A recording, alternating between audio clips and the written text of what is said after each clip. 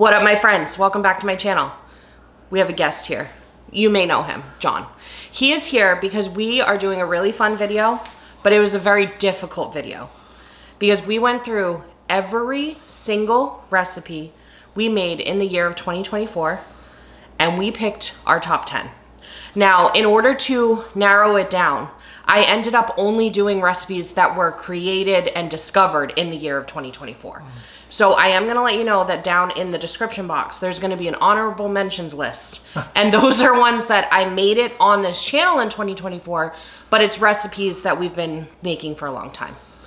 It was very hard for me to make those cuts, not gonna lie, because some of them are really good. But anyways, down. We had a lot of winners.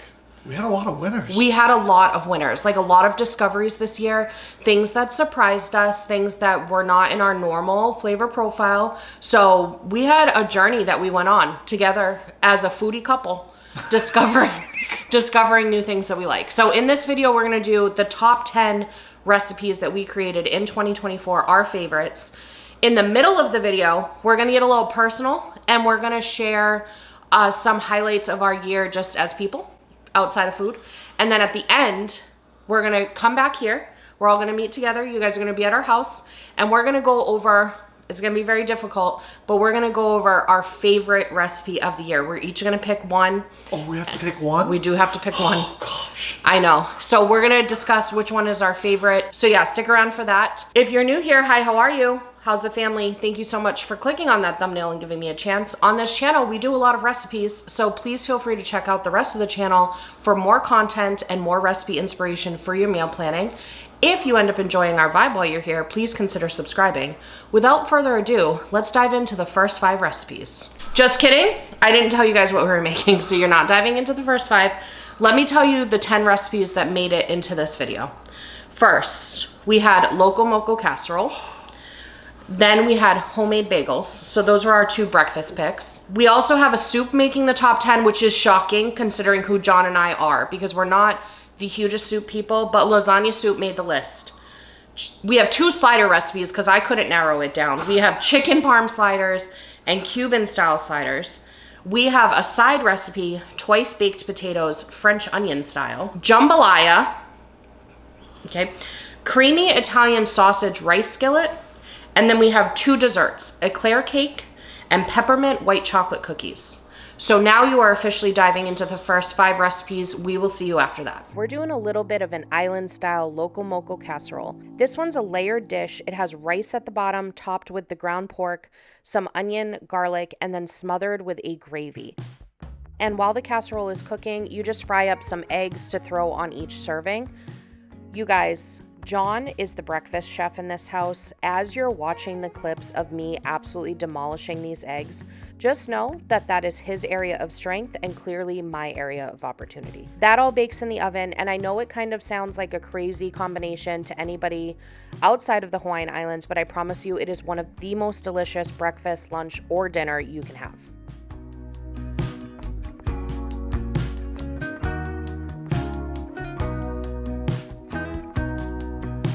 I'm super excited. We have homemade bagels going down over here. They are a little bit of a labor of love, but honestly way easier than I thought they were going to be. So let's just go over what we're going to be using today. So I have my stand mixer and I have a dough attachment, but it doesn't reach the bottom of my bowl. So I am going to try out this spatula one instead and see if it helps me out. If you don't have a stand mixer, it's totally fine. You can just use a bowl, a wooden spoon, and your biceps. You know what I'm saying? Then we have unbleached bread flour. I love the King Arthur brand. That is my favorite brand. I notice a difference when I bake with it. Granulated sugar. Another one that I notice a difference with. I use Himalayan pink salt exclusively for baking. I don't know what it is, but the salt tastes better that way. I have some active dry yeast. I also have some warm water. For the warm water, I made sure it was around 100 degrees in case anybody wanted to like measure out the temperature. I do know that people that are actually good at stuff like this, they don't actually measure with cups, they measure with weight. So if you're fancy, you know, this may be beneath you. Over here, we're just gonna be using cups. These do take quite a bit of effort. I'm not gonna lie to you. You're my friend, I wouldn't lie to you. You're definitely going to get an arm workout in with the amount of kneading you have to do, but at least you've burned some calories before consuming the bagels. I followed the recipe and the instructions pretty much to the letter, which if you knew me, that's shocking.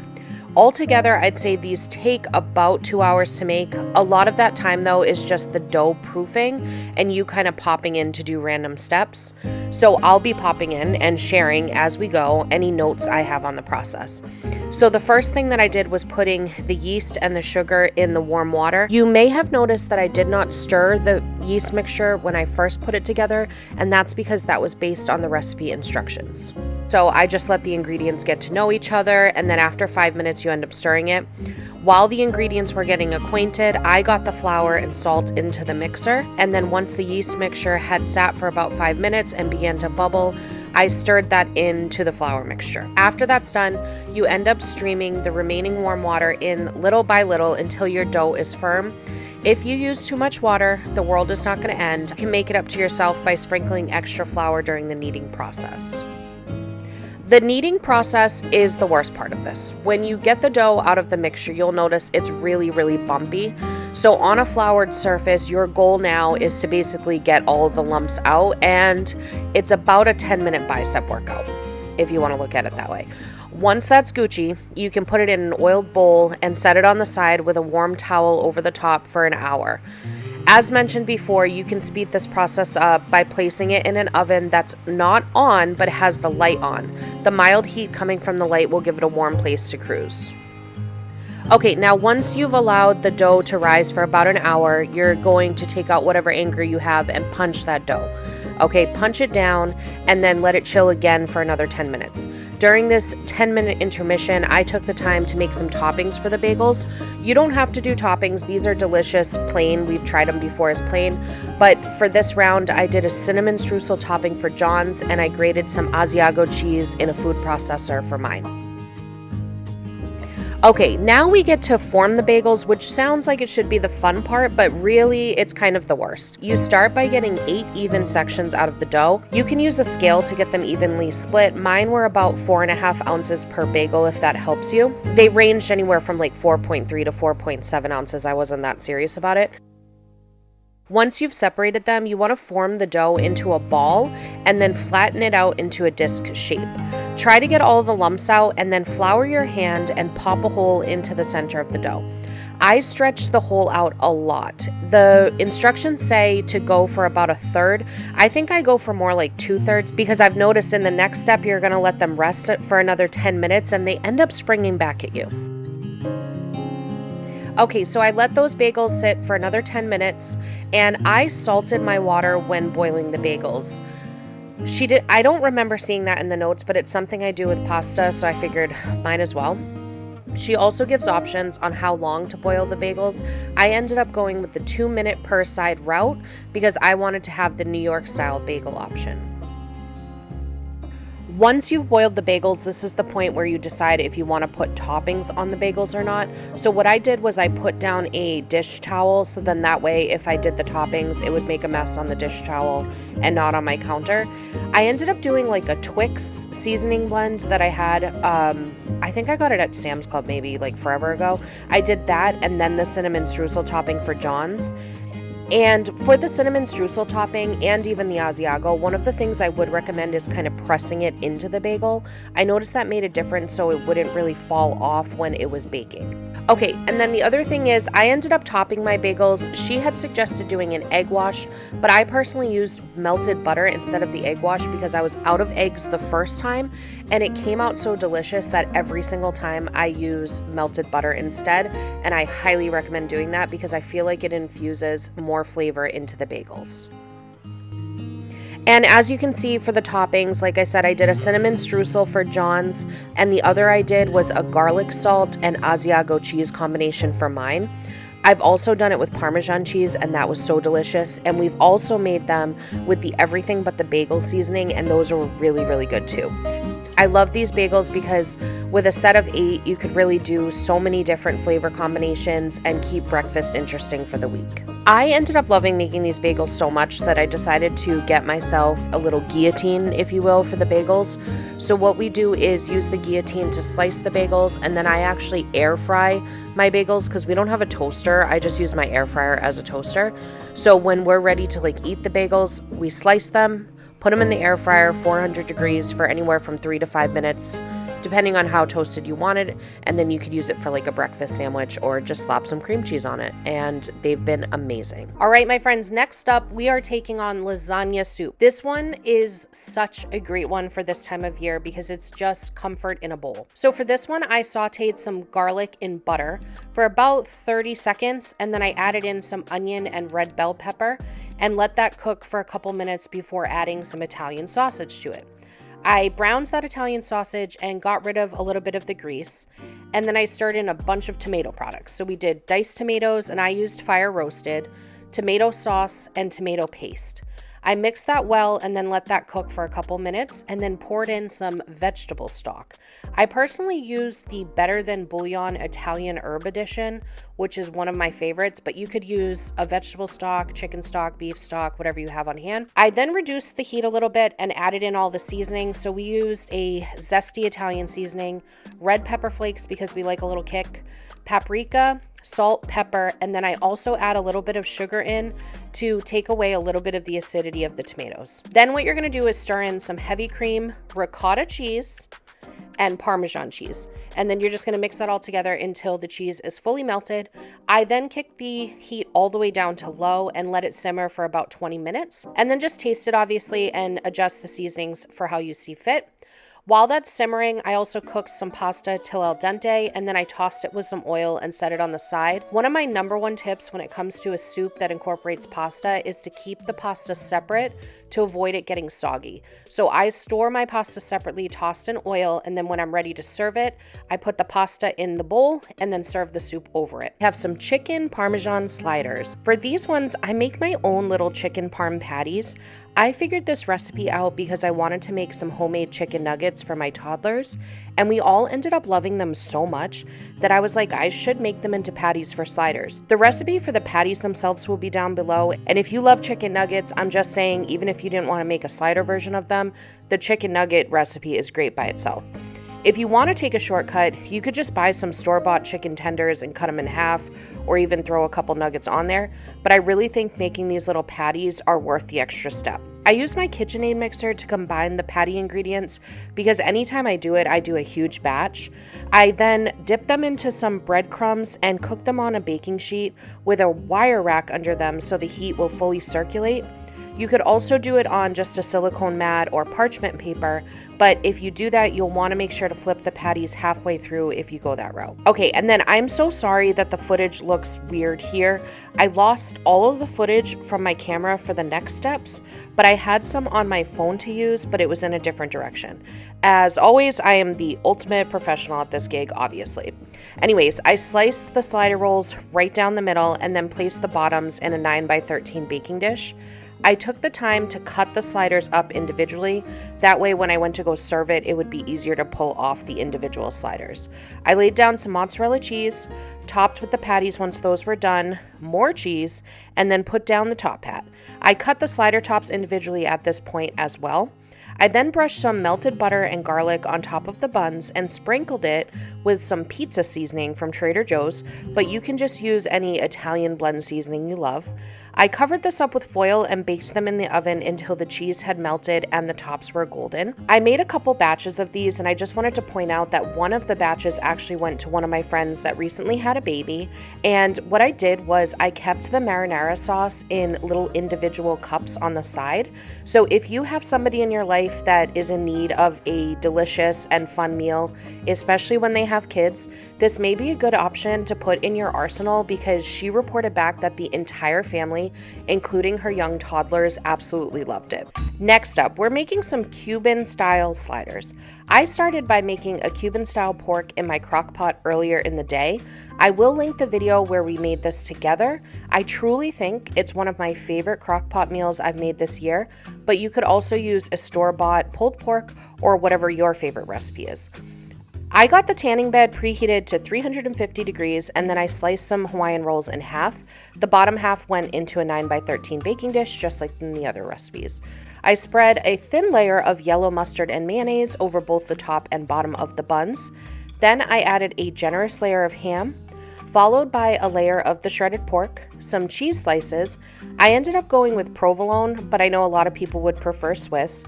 And then I put some pickle slices evenly across the cheese and placed the top of the slider buns back. I then mixed melted butter, Dijon mustard, and seasoning and brushed that generously over the top of the rolls. I baked those for about 10 minutes until the cheese was melted through and everything had been heated together. All right, so we've got those first 5 recipes under our belts. John, I wanted to do a little bit more of a personal touch to this video. We're not like super private people, we're open books, but this is just a cooking channel, so only so much can come in. So I figured this would be a good opportunity to just do a year-end check-in, year-end check-in. She can't talk, we already know. Year-end check-in. Year-end check-in. And let's just discuss a couple things. First up, I asked John to think about it because we both can't remember what we had for breakfast most times. So I gave him some time to prepare. Hashtag 3 children. Hashtag 3 children. And I asked him what his favorite memory was of 2024. And I had already thought of mine as well. And then I have a couple questions for him that he has no preparation for. We're just going to throw him into the fire.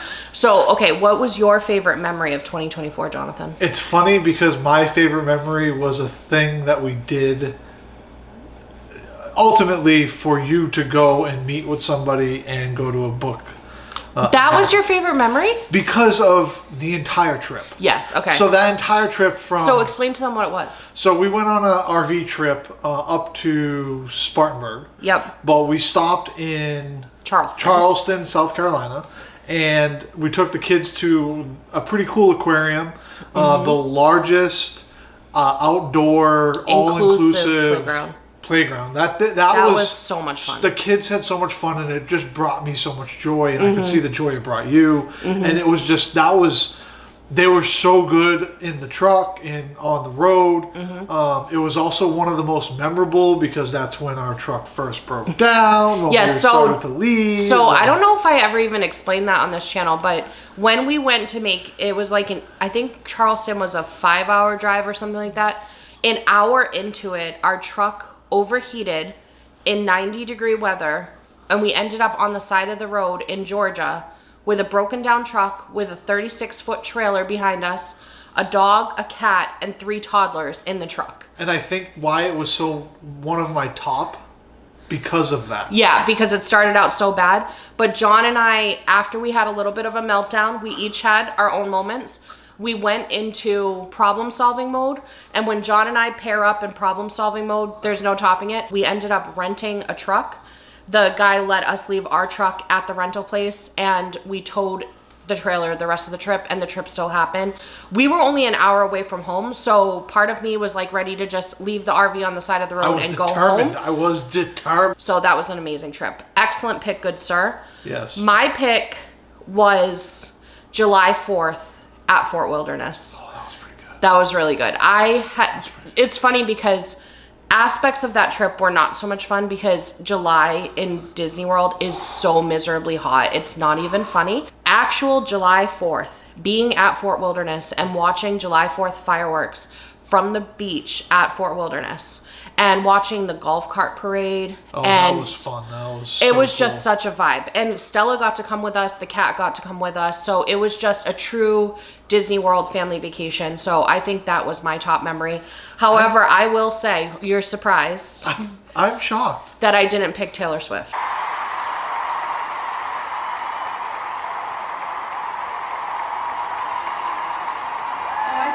I see what's happening.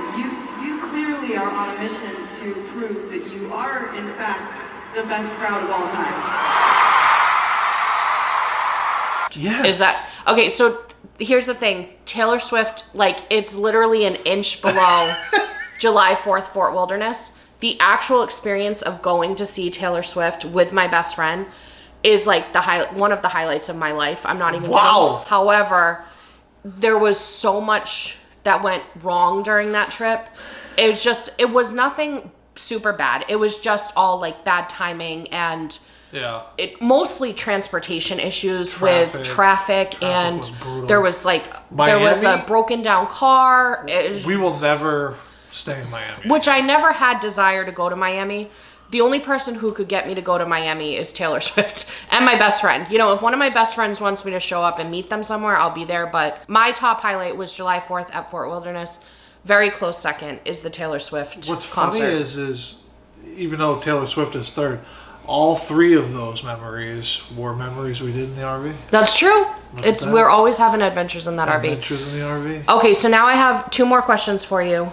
Oh. What would you say was something you learned about yourself as a parent in 2024? Patience. You know what? That's also my answer. There's not even a thought in my mind. Patience. And I because think if that- you lose it, or if you don't have it, with 3 kids under 3, you are in Big trouble. big trouble. The funny thing about me is that I am a very patient person in certain situations. I'm also an incredibly impatient person in certain situations.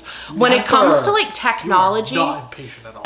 when it comes to technology, I have no patience whatsoever. John's looking away because he's the IT department. He's in charge of IT. He's like, She'll just slam a laptop and be like, I'm done. I'm done. I hate technology. I want to throw this thing through a wall. Like, I have no patience when it comes to technology. There's other areas too where I will fly off the handle as well.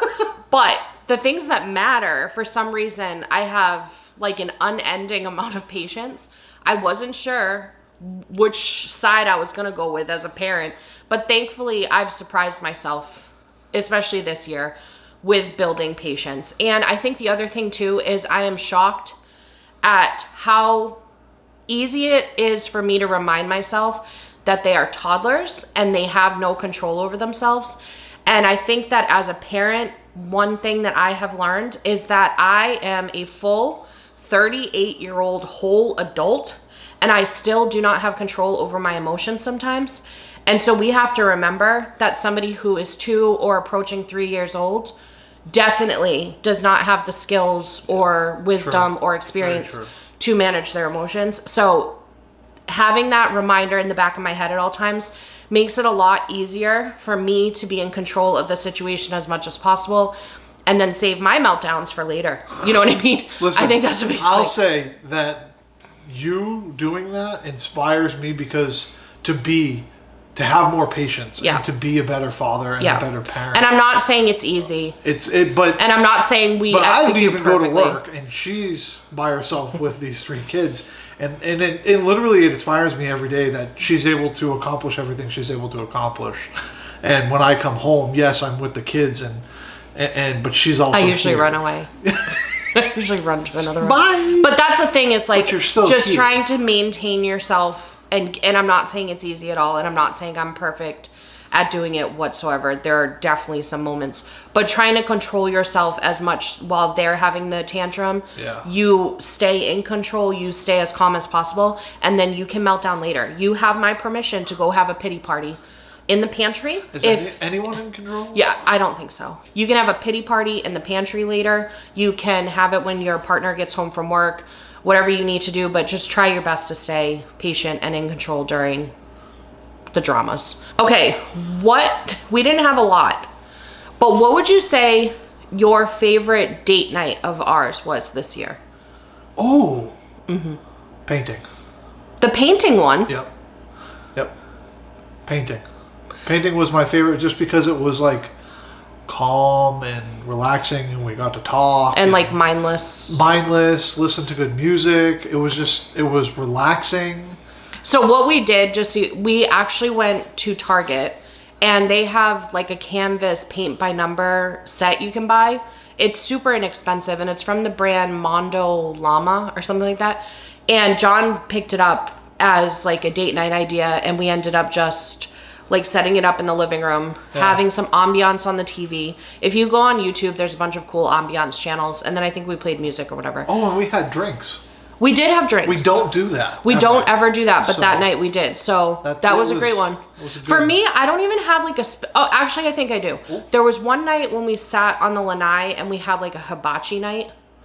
Oh yeah. You cooked hibachi on the Blackstone, and it was like, it was warm but cooler. Yeah. That And was fun. we just like vibed out on the lanai. I would say that's, obviously with 3 kids under the age of 3, we can't do date nights a lot. We don't have any family or friends anywhere in our vicinity, so we don't have babysitters. But I tell John all the time that we were together for 17 years before the kids came, so I think we had plenty of opportunity for dates, so I don't ever feel like I'm really missing out on that. Still important. Still important, but we have to get a little creative with how we do it. Yeah. So coming up with things like that is really fun. I would love to know, though, if you guys have, especially if you have young kids now or had young kids back in the day, what were your creative date nights? Because it has to be at our house. But I am always shocked when I see people come up with things online for what they do for date nights. So please let us know down below if you have any recommendations. You know what my second runner-up is? What? It just dawned on me. It's been a year. It has been quite the year. Playing Mario Kart, because we don't do that. Oh, that was like early this year. That was early this year. We have a Nintendo Switch that we don't ever touch.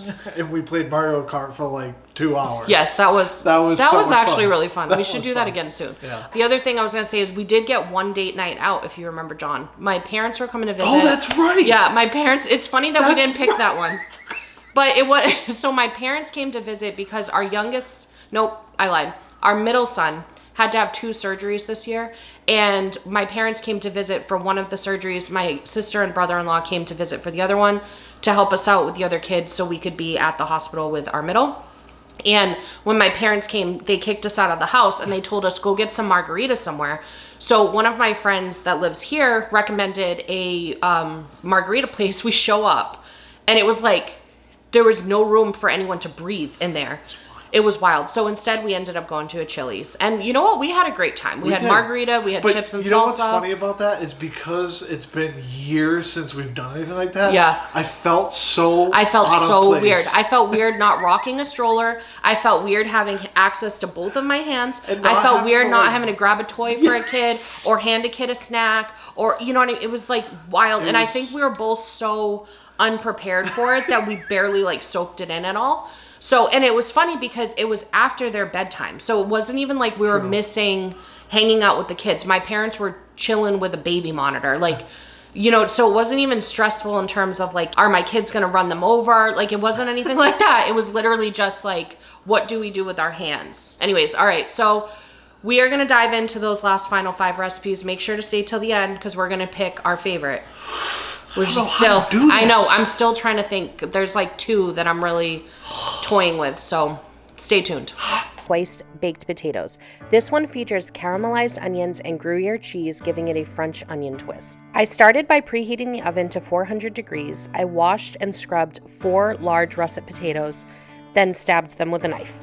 I got them on a baking sheet and cooked them for just shy of an hour. I honestly should have gone the full hour or maybe even an hour and 10 minutes because they weren't as tender as they'd like because they were big beast of potatoes, but I did end up making it work. But don't be like me. Be sure that you make sure they're fully tender before taking them out. While the potatoes were baking, I caramelized my onions on a skillet and then set them to the side.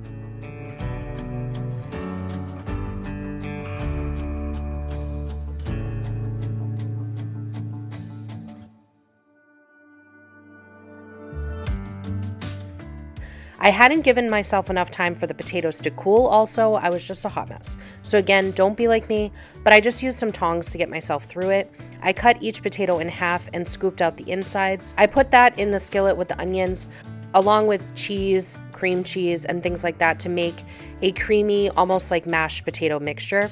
I spooned that mixture back into the potato shells and sprinkled additional Gruyere cheese on the top of each filled potato. I got this tray directly in the freezer. If you need real estate, you could let them get solid in the freezer for a few hours and then transfer them to a freezer-safe bag. Once you're ready to eat, you just preheat the oven to 350 degrees.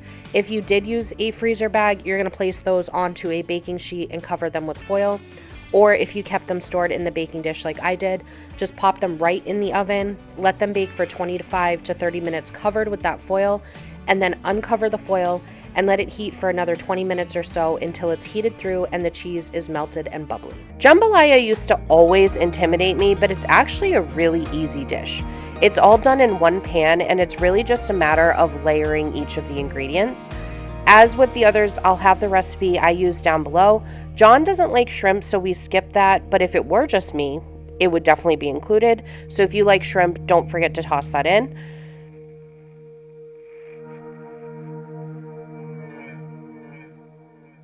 I honestly think the hardest part of jambalaya is remembering to play Where's Waldo with the bay leaf. I put 2 in there, and I had a pretty easy time finding the first one, but that second one did not want to be located. I'll tell you that right now. All right, you guys, I have you in my kitchen. Behind me are all the ingredients we're about to dive into. We are going to be making an Italian sausage rice skillet meal. Who knows what the name of this meal will be by the time I post this video, because I haven't really decided yet. So we have a pound of Italian sausage. We're gonna end up using 2 tablespoons of butter. We're gonna dice up half of that onion. We're gonna get 4 cloves of garlic minced up. We are big garlic fans over here though, so if you're not super into garlic, you may wanna cut that back and not be a psycho like me. 15 ounces of fire roasted diced tomato, a cup of rice, which I have rinsed before getting into this just to save myself a step. 2 cups of beef broth. I do 2 cups of water and some of this Better Than Bouillon beef base. This is the best stuff ever. Once you cook with this, you will not go back to regular beef broth. We are gonna be doing 4 ounces of cream cheese and 1/4 cup of Parmesan cheese. Now for seasonings, we're gonna be spicing it up with some of this, we don't know how to pronounce this still in this house, so if you do, please leave it in the comments down below. But it's like a garlic and spicy seasoning blend, kind of Italian seasoning vibes. Spice it up a little bit more with some red pepper flake. Also this Trader Joe's pizza sprinkle seasoning blend. This has been one of my favorites. If you see that at Trader Joe's, grab it. If you don't have both of these ones, because I know they're kind of exclusive to Trader Joe's, you could also just do regular Italian seasoning plus some of the red pepper flakes.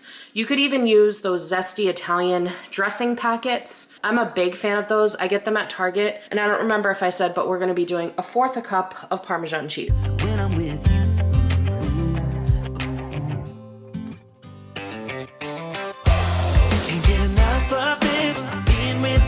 Like never-ending sunshine. Feels like everything stops for a while when we look into each other's eyes. How could I ever let you go now when you're looking like that? Can't get enough of this. Being with you is a never-ending sunshine.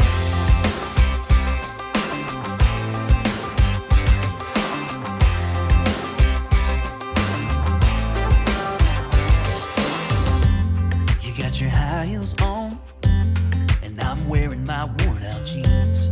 What could go wrong? Sipping on a beer, sing along to our favorite songs. All I want is you. You make my world spin round and round. Sometimes I don't know what to do, 'cause my heart starts racing when I'm with you.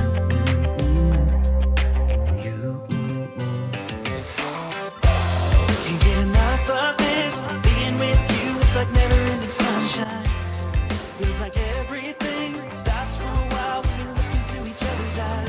This Italian sausage rice skillet situation, creaminess, awesomeness, whatever I'm gonna end up calling it, was so good. Like, you need to make this recipe if you like Italian things. I was expecting it to be spicy because I used red pepper flakes, and then also one of the Trader Joe's seasoning says that it's garlic and spicy. But this is not spicy at all. It's definitely zesty. It's definitely very flavorful. John didn't even think you could call it zesty, but he likes red pepper flakes to cover his things. John's working hard. It's a little dark out here, but he's in the garage. Ooh, it's hot.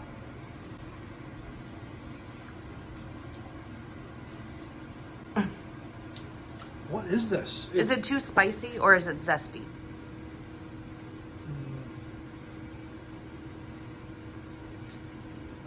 No kick? I wouldn't say it's spicy. Would you say it's zesty? I wouldn't say it's zesty. It has a little flavor. Yeah? It has A little flavor? It has a lot of flavor. Okay. It's I was really, gonna say I seasoned that a lot. no, it has a lot of flavor, but it's not like, there's no like kick. This is really good. So anyways, I just had to get on here before I forgot, give you my live thoughts about this meal and recommend that you make it immediately. Next, we have a super easy no-bake dessert that I seriously could not recommend more. It's an eclair cake. I started off by making a custard for it. Well, I know it's not an actual custard, but I don't know what else to call this concoction, so here we are. It's just cream cheese, sweetened condensed milk, and vanilla bean paste mixed together until smooth. Then you fold in some Cool Whip and set it to the side. Then you take a box of graham crackers and lay down a foundation of them in a baking dish. Mine was 9 by 13. Don't be afraid to break the crackers up and overlap them as needed to make it work in the shape of your dish. You then put half of the custard mixture over those crackers, repeat with another layer of crackers, then another layer of custard, and then a third and final layer of crackers. Then you're gonna take a tub of frosting, chocolate frosting, and spread that out over the graham crackers. The hardest part of this recipe is right here, which is that you just have to cover that up and stick it in the fridge overnight, and you can't have it yet. I'm sorry, I don't make the rules. Now, we all know it wouldn't be Christmas season without a fun peppermint cookie, right? This one is so good because it combines the cool peppermint with some delicious white chocolate chips. Don't forget, I'll have all of the full measurements for what we did down below, but here's what I did. I used my KitchenAid mixer for this, which I will link below because I swear this is the best time of year to pick one up because they're usually on sale. I absolutely love the pretty blue color of it. So in that gorgeous machine, I creamed together some butter, granulated sugar, and brown sugar until it got all fluffed up. Then I added in an egg one at a time, 2 of those in total, and mixed well after each one.